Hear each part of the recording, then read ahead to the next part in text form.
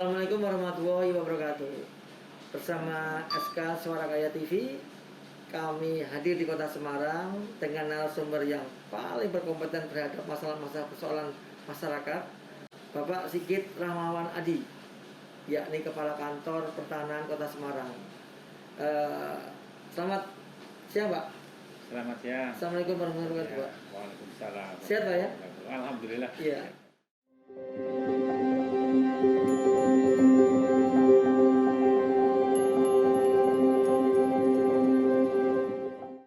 Perlu masyarakat juga kita ketahui, ini Semarang ini sudah level pertama, Pak ya.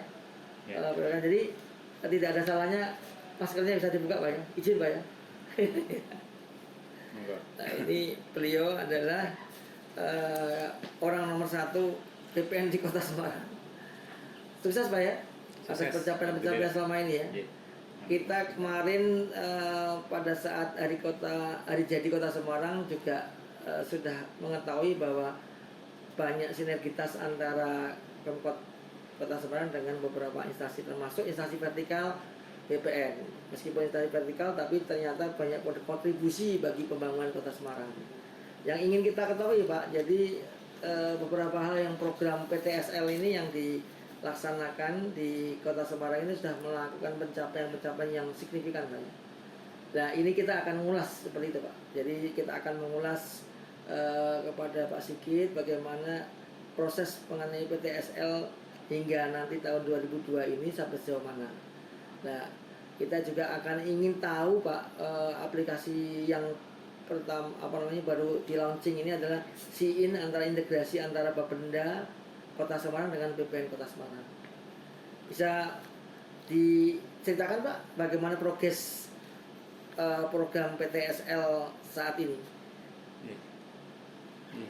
Terima kasih. Selamat siang pemirsa TV Suara Karya TV. Untuk menjawab pertanyaan Pak Sofyan ya. Jadi begini. Jadi dapat kami sampaikan, jadi para pemirsa sekalian, bahwa kita melakukan kegiatan dalam khususnya PTSL itu berdasarkan di tahun 2019 akhir kita itu ada MOU, Pak. MOU antara Kantor Pertanahan Kota Semarang dengan pemerintah Kota Semarang, yang intinya bahwa kita menjalin kerjasama yang berupa integrasi data pertanahan. Nah, itu teknisnya macam-macam, kegiatannya itu macam-macam. Nah, salah satunya adalah PTSL. PTSL itu sebenarnya singkatannya adalah apa? PTSL ini adalah singkatan dari pendaftaran tanah sistematik lengkap.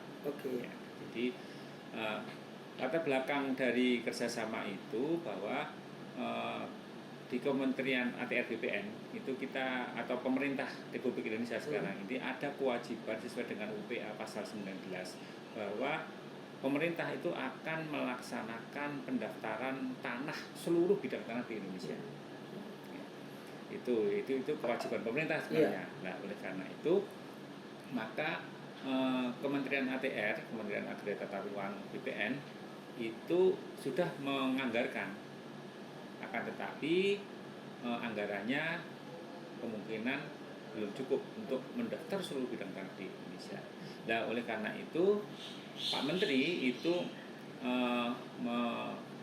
menyarankan kepada kepala kantor untuk berkolaborasi dengan pemerintah daerah dalam rangka penyelesaian pendaftaran tanah tadi dengan PTSL, di samping kerjasama mengenai pelaksanaannya juga pendanaan.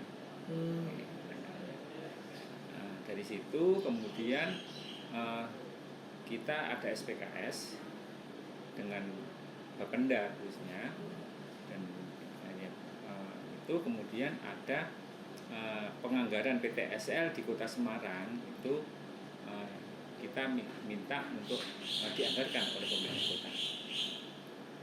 Kemudian target PTSL atau target pendaftaran tanah di Kota Semarang itu sesuai dengan perhitungan awal itu ada sekitar 110.000 bidang.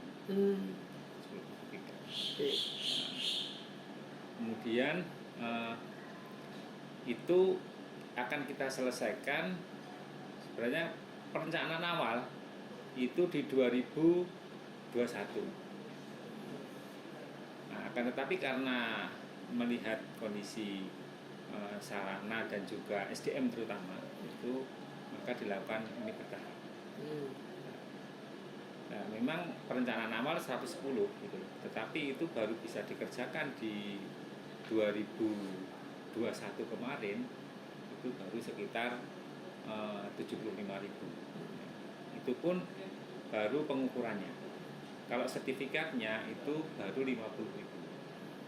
Nah, sehingga sisanya ini akan kita kerjakan di 2022 untuk penyelesaiannya. Nah, kalau misalkan di 2022 ini tetap belum selesai, nanti akan kita selesaikan seluruhnya di 2023. Karena targetnya di 2022 ini targetnya itu ada untuk sertifikat itu 35.000. Nah, mudah-mudahan selesai 35.000. Iya. Kalau memang belum selesai, kalau benar target itu 110.000, berarti di 2023 nanti masih ada sekitar 20.000 sampai 25.000 nanti di 2023. Nah, kenapa di 2023 harus selesai? Karena memang MOU-nya ini berakhir di 2023. Jadi ya kita akan berusaha semaksimal mungkin untuk menyelesaikan PTSL ini di 2023. Mungkin itu Pak. Iya. Kalau dari sisi anggaran Pak, dari Pemkot termasuk dari DPRD tentunya ya, itu sebenarnya sudah tidak ada problem Pak ya, dengan cakupan yang targetnya 110.000 bidang tanah. Kalau dari sisi pemerintah kota itu begini, ini pada saat awal kita akan melakukan MOU dan juga kita menghitung target serta keuangan itu memang saya secara langsung dengan Pak Wali. Jadi bagaimana PTSL ini dengan biaya pemerintah kota itu bisa nggak ini bisa menghasilkan dalam rangka istilahnya dengan PTSL ini ada masukan atau income APBD ke kota. Saya jawab juga sih, kalau PTSL itu walaupun PTSL itu sudah dibiayai dari pemerintah, tapi kan tetap masih ada kewajiban masyarakat dalam rangka pendaftaran tanah itu yang namanya BPHTB. Nah, itu kalau dihitung-hitung itu nanti bisa sih istilahnya PHTB itu bisa menutup anggaran yang dianggarkan untuk PTSL, sehingga pemerintah kota dengan menghitung demikian saya pikir itu Pak Wali ya udah kalau memang bisa masuk ya kita bisa menganggarkan. Itu salah satu alasan kenapa pemerintah kota itu langsung memberikan anggaran itu ke Kementerian Agraria dan memberikan ke Kabupaten Kota Semarang. Iya. Nah sekarang kita juga ingin tahu Pak, tentunya kan Bapak juga punya target juga ya, untuk pendapatan untuk mendukung pendapatan PA di Kota Semarang itu dari sektor pajak pembangunan PBB ya, tapi juga BPHTB. Jadi Bapak melihat seperti ini bagaimana Pak? Jadi untuk kaitannya dengan pendapatan ya PBB ataupun BPHTB dari sisi pendaftaran tanah atau PTSL ini memang jadi kita bisa lihat dari tujuan PTSL. Ya, tujuan PTSL salah satunya kan tujuan menjamin kepastian hukum masyarakat. Kemudian yang tujuan utama PTSL itu adalah kita mendapatkan jadi data pendaftaran tanah lengkap, bisa petanya yang lengkap, kemudian subjek haknya itu bisa kita peroleh semua, dan yang penting kita mendapatkan data pertanahan yang valid. Nah, dari data pertanahan yang valid ini menjadi dasar bahwa bisa menjadikan dasar bahwa nanti untuk penarikan PBB itu akan lebih akurat. Jadi kalau dulu misalkan PBB itu atau SPPT yang terbit itu belum belum valid datanya, artinya data nomor H atau data subjek H itu valid, dengan PTSL ini nanti akan bisa mendapatkan data yang valid. Itu. Kemudian dari sisi juga pembayaran BPHTB. Kalau tanahnya ini nanti dengan lewat PTSL ini didaftar, maka kewajiban masyarakat dalam rangka pendaftaran tadi salah satunya itu adalah BPHTB tadi, itu akan bisa potensinya akan bisa dibayarkan oleh masyarakat. Iya.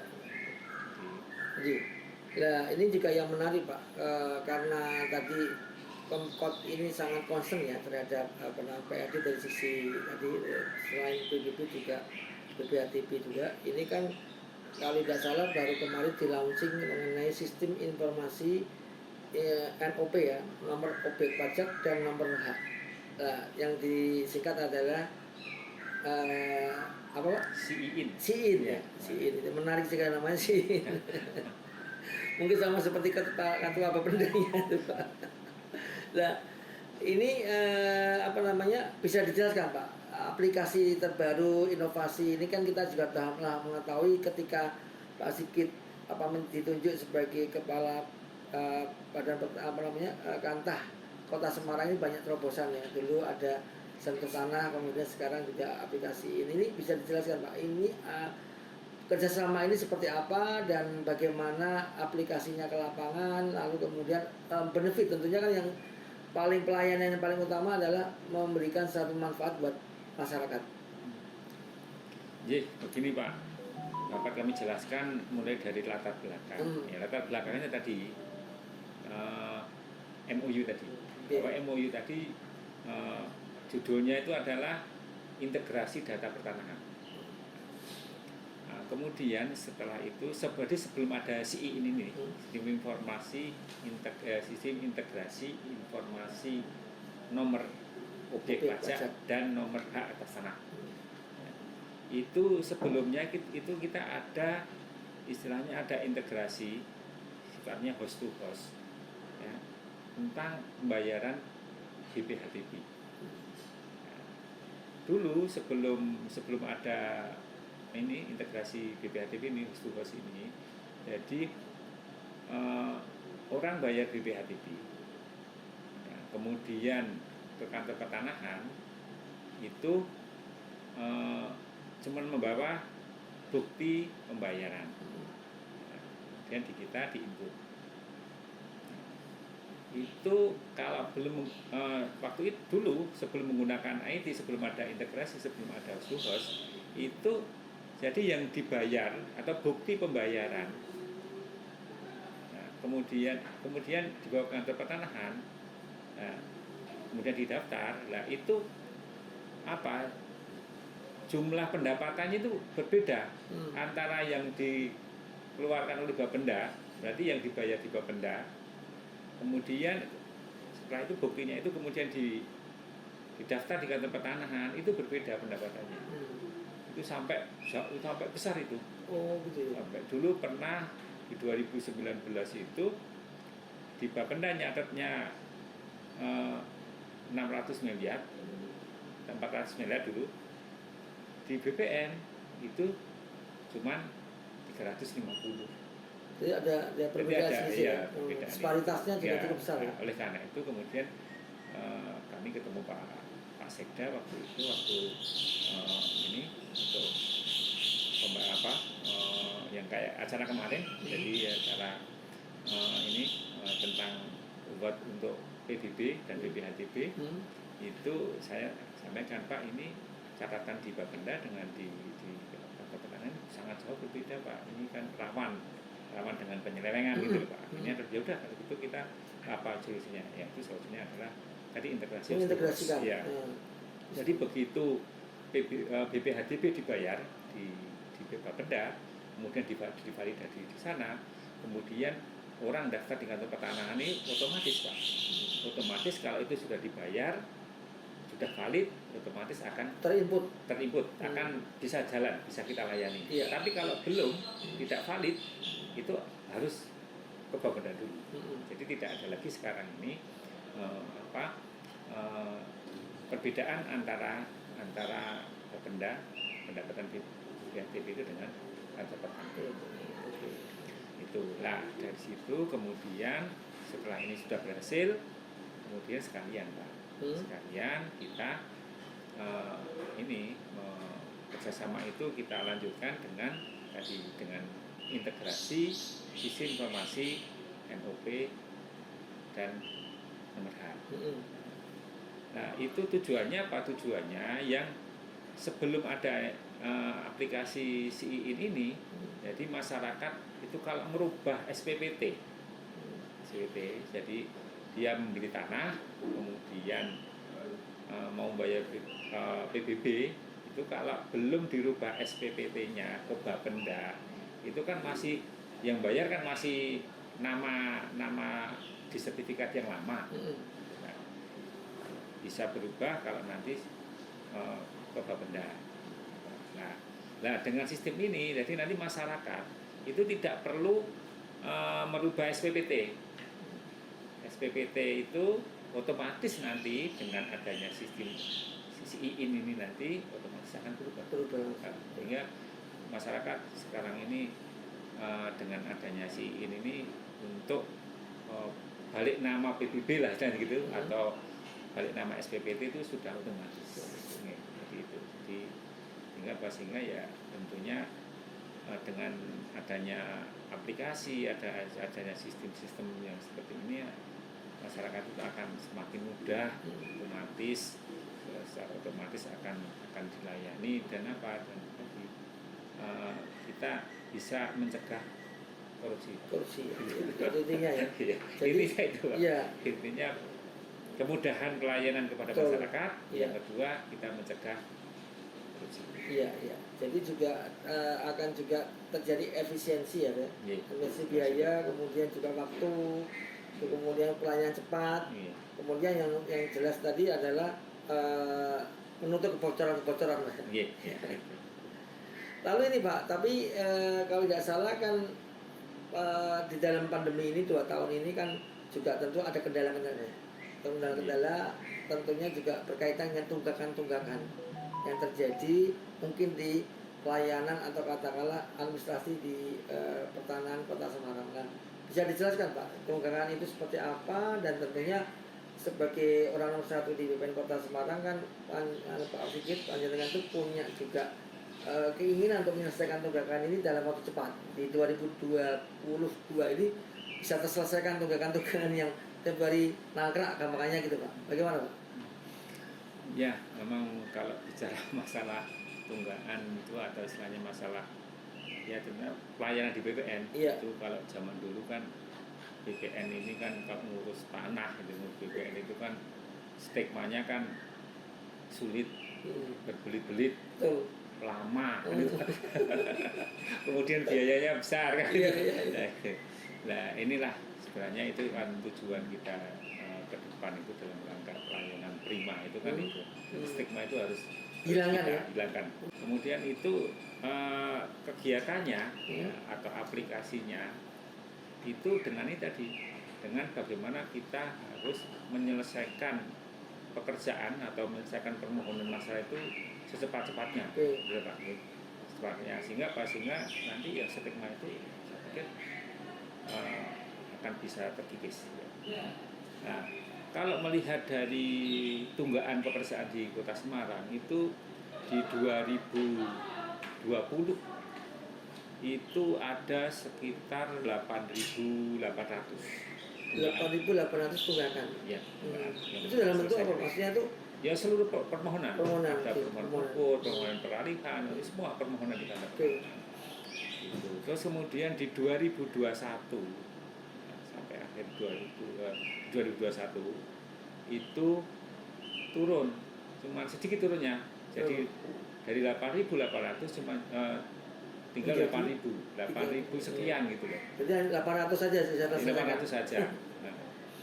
Nah, tetapi selama lingkup bulan ini 2022 ini kita berhasil menurunkan tunggakan itu jadi 5.000. Oke. padahal masih dalam belum triwulan ya. Ya. Ya kan Pak? Ya kan? Sudah triwulan nih. Sudah triwulan ya. Dua kali Pak. Ya. Jadi artinya memang ini penyelesaian tunggakan itu memang jadi concern di kita karena sekarang itu untuk penyelesaian tunggakan itu menjadi ibu.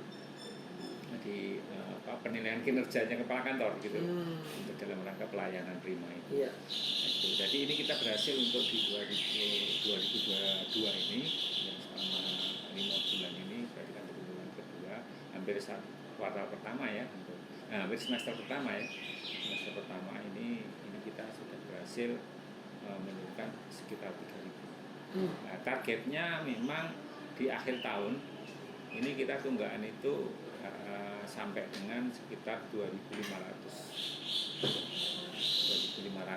tunggakan karena disesuaikan dengan permohonan yang masuk. Iya. Jadi masalah tunggakan itu kita selesaikan sebabnya juga karena ya ini pelayanan ke masyarakat.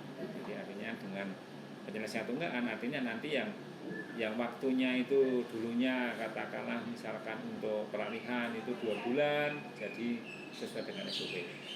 Kemudian pengukuran yang harusnya setengah bulan yang sekarang ini masih ada yang 2 bulan ada yang 5 bulan nanti bisa sesuai dengan SOP itu yang sekitar setengah bulan.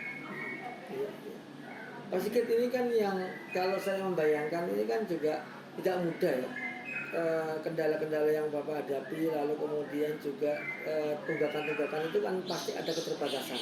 Saya tahu bahwa keterbatasan sumber daya manusia itu menjadi hal yang penting juga. Tapi ini pelayanan yang tidak bisa tidak harus dilaksanakan oleh kepala kantor untuk bisa menyelesaikan tunggakan tadi. Nah, bagaimana Pak kuncinya Pak Sigit bisa mengatasi semua ini? Kan ini kan dilihat atau dimonitor, dinilai oleh BPN Pusat kan. Sementara Anda harus menyesuaikan sesuai SOP, padahal banyak kendala-kendala. Nah ini bagaimana Pak? Saya ingin tahu kiat dan kuncinya bisa menyelesaikan semua kendala ini dengan baik. Nah, kuncinya sebenarnya sekarang itu kita harus komunikasi dengan yang dilayani atau masyarakat. Oke. Karena itu. Jadi artinya apa? Artinya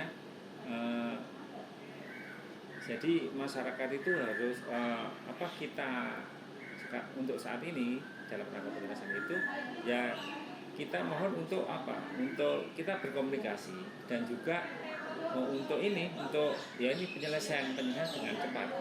Artinya komunikasi begini. Kan kenapa pelayanan itu lama? Itu kan salah satunya itu kan disebabnya karena berkas itu kurang lengkap. Kurang lengkap. Nah, kalau misalkan berkas kurang lengkap, petugas kami juga tidak ada komunikasi dengan pemohon masyarakat, kan nggak bisa segera dilengkapi. Iya. Nah, molor lagi. Ya, akhirnya kan nanti masyarakat merasa bahwa urusan saya kok lama nggak selesai. Nah, di petugas kantor pertanahan, lah ini berkasnya kurang lengkap, maksudnya bisa kami selesaikan kan gitu kan, sehingga sama-sama inilah. Karena itu yang kita lakukan saat ini yang penting, yang sangat penting itu adalah komunikasi. Jadi kalau memang kurang berkas sekarang ini segera dikirimi surat untuk memberitahu kurang berkas. Jadi aktif ya, keaktifan dari di kantor pertanahan aparat juga, dari Bapak untuk bisa aktif kan? Kemudian nanti setelah kita beritahu, setelah kita komunikasi ya nanti masyarakat yang harus aktif juga. Karena nanti kalau sudah ada komunikasi, kemudian sudah ada tindak lanjut, itu segera kita selesaikan. Tapi kalau nanti berkasnya ternyata tidak bisa dipenuhi atau dilengkapi, tentunya kan berkas ini akan kita kembalikan. Nah, mekanisme seperti ini yang ini baru kita laksanakan di akhir-akhir mulai 2021 akhir lah, sehingga ini, makanya nanti di 2022 ini sangat signifikan jadi penurunan jumlah. Jadi kuncinya komunikasi, kemudian segera kita lanjutkan. Iya. Oke Pak Sigit, jadi saya dengan masyarakat atau pemirsa SKTV bisa tahu ya apa saja yang sudah dilakukan kantor pertanahan Kota Semarang di bawah kepemimpinan Pak Sigit. dengan ternyata punya kiat situ, sehingga kendala-kendala atau katakan bisa terselesaikan dengan baik. Nah, ini adalah menarik buat pencerahan buat masyarakat Kota Semarang, bahwasanya harus lengkap ya untuk semua permohonan itu harus dilengkapi persyaratannya, Pak. Ya, mudah-mudahan masyarakat Kota Semarang bisa mengetahui apa saja yang sudah dilakukan Kantor Pertanahan Kota Semarang di bawah Pak Sigit Adi, dan bagaimana kelanjutannya keadaan selanjutnya adalah mengenai perkembangan PTSL akan kita kupas di lain waktu bersama SKTV. Kami pamitan, Pak. Mudah-mudahan dalam kesempatan yang lain bisa kita sambil himbauan oh iya, masyarakat. monggo, Pak. Supaya ini menarik penting adalah bagaimana supaya sinergitas dengan masyarakat penting. Silakan, Pak, memberikan satu pesan dan himbauan kepada masyarakat. Untuk masyarakat Kota Semarang khususnya dalam rangka Kantor Pertanahan melayani masyarakat, itu kuncinya adalah kalau para pemerintah sekalian mempunyai urusan pertanahan di Kantor Pertanahan, itu pertama bahwa silakan datang sendiri ke Kantor Pertanahan. Kalau memang tidak tahu apa yang harus saya kerjakan, itu yang penting datang dulu ke Kantor Pertanahan. Mohon informasi selengkap-lengkapnya. Kemudian yang kedua, segera melengkapi persyaratan-persyaratan yang harus dipenuhi dalam rangka untuk pelayanan. Kemudian kalau misalkan ternyata sudah memasukkan berkas, kemudian pelayanan Kantor Pertanahan atau misalkan waktunya kok lama atau belum selesai, silakan mohon informasi mengenai berkasnya itu, mengenai pelayanan yang ada di Kantor Pertanahan. Jadi jangan cuma ditunggu, tapi proaktif sekarang, ya, proaktif untuk menanyakan berkasnya.